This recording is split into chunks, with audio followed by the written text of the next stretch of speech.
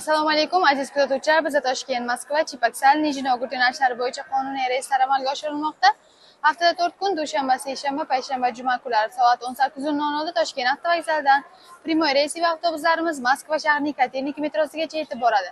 Bundan tashqari bizda Toshkent, Kazan, Nabrejniy Chili, Nijnikamskiy, Ufa, Perm yo'nalishlari bo'yicha ham qonuniy reyslarimiz seshanba, juma kunlari soat 18:00 da Toshkent avtovokzalidan reysi va avtobuslar o'z manziliga jo'nab ketadi. Sizga ham xuddi shunday ishonchli narxlarda ishonchli xizmatlarimiz kerak bo'lsa yoki joylaringizdan onlayn bron qilib qo'ymoqchi bo'lsangiz, ekrandagi ishonchli raqamlarga qo'ng'iroq qilib batafsilroq ma'lumot olsangiz bo'ladi.